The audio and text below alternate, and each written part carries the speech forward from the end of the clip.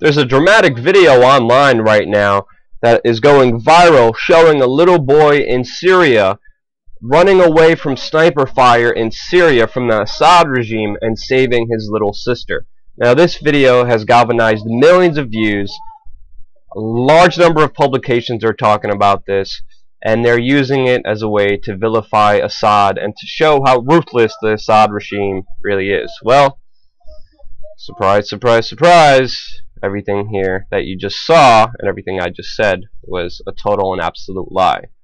This is the little boy. He's a paid actor. That's the little girl. She's a paid actor too. This is the film crew that works for the Norwegian Film Institute that gets their money from the Norwegian government that is a part of NATO. They got $30,000 from the Norwegian government, a part of NATO, to make this propaganda film. If you don't believe me, here's another shot of them actually filming it as it was happening. Here's the camera guy.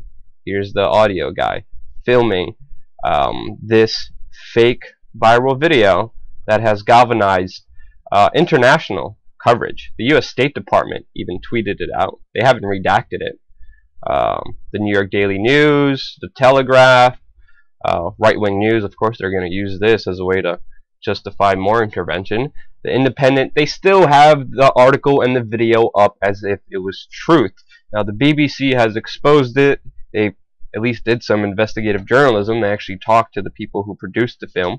The video actually didn't go viral at first until they added the caption "hero," which is really interesting. But the video did go viral, and people were still claiming it as truth. Now, of course, this video is not going to get as much coverage as the original video. But to have the U.S. State Department, to have a NATO-backed country financing this piece of propaganda is very telling, especially when you look at what's happening right now geopolitically. Obama came out recently and he said we have to restructure our strategy against ISIS, and that restructuring includes going after Assad, which is totally backwards because Assad is the one who's fighting ISIS. ISIS, their main mission is to get rid of Assad right now in Syria. So why would you get somebody fighting them? And the main reason is there's a whole agenda to this. We broke this down back in September when Obama introduced this whole war on ISIS. We told you this was a smokescreen. You can watch this video right now. Just go to War with Syria. What the hell happened last week? I made this video all the way in September, and I told you they're not going to be really fighting ISIS. They're going to use this as a pretext to get rid of Assad, and we see that. Even NBC News just reported airstrikes fail to slow ISIS. The airstrikes are not working against ISIS. Duh, because ISIS, which got most of their money and funding from the U.S. last year when Barack Obama said we needed to bomb Assad and only Russia and the American public stopped it, now ISIS is on the back burner again, and their main mission is to go after Assad. Watch this video. Seriously. You know, people like to label us conspiracy theorists, but why? Like, we were telling you this. Obama's finally admitting it. We told you. Obama is a liar. I was on here telling you that. No, now he's finally admitting it when he said, no, we're not going to do regime change. We're only going to go fight ISIS. No, now it's finally being admitted.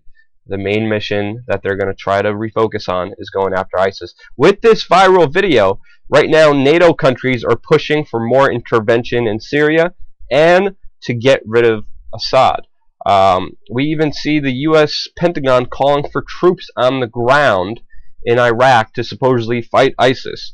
Again, the U.S. government has no respect for your intelligence, no respect for its people. They just openly lie to you, just like they lied when they said we're only going to go after ISIS back in September. No, we were speaking about this 6 months ago. No one else was talking about ISIS.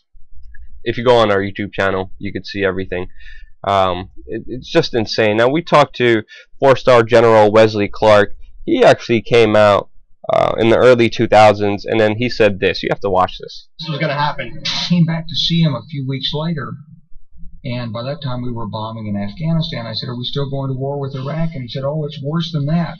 He said, he reached over on his desk and picked up a piece of paper. He said, I just got this down from upstairs, meaning the Secretary of Defense's office today, and he said, this is a memo that describes how we're going to take out 7 countries in 5 years, starting with Iraq and then Syria, Lebanon, Libya, Somalia, Sudan, and finishing off Iran.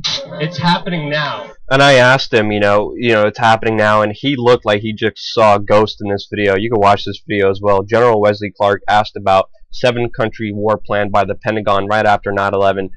They admitted it wasn't after fighting Al-Qaeda. They admitted, Wesley Clark admitted this to everybody, that there was a plan to invade all these other countries, and he walked away like he saw a ghost. He wouldn't tell me anything, but just that non-answer alone is the answer that I would have wanted. It's the most telling thing that you could ever have. AP is also reporting how ISIS and Al-Qaeda are joining forces. They got rid of their differences, and now they're fighting together because, of course, two institutions that got covert funding from the U.S. government, why wouldn't they join together when they're getting their money from the same sources? And if you could call me a conspiracy theorist on this, watch this video I did with investigative journalist Wayne Madsen, where we break down ISIS and the CIA ties. Again, I can't tell you enough how much we've been just telling you this, and yet again, the American public falls for this. And yet again, the truth is coming out. Yet again, the government is so desperate to put out propaganda that they resort to these emotional-based fear propaganda tactics to get the public against Assad so they could justify their regime change. Let's not talk about drug cartels who are murdering and beheading people. Let's not talk about Saudi Arabia that beheads more people than ISIS to justify their invasion of Assad and get rid of Assad. Let's not talk about that. No, we have to help the people of Syria and totally destroy their governments like we did in Libya, which no one else which is not even in the news anymore. But yet again, here we go. Government paid for fake social media propaganda. Be on the lookout for it. It's even telling, the U.S. State Department spokesperson, their main evidence when the flight in Ukraine fell, the MH17 flight crashed, and they were blaming Russia for this crash. Their main evidence was sources from social media. Shows you how desperate governments are to justify and to lie to you and to send you propaganda. Don't believe it. Subscribe to this channel. We're going to have a lot more videos coming your way. Share this with your friends and share this with all the other news organizations that haven't got the memo. This video is fake. Get the news out there, because if you don't, no one else will.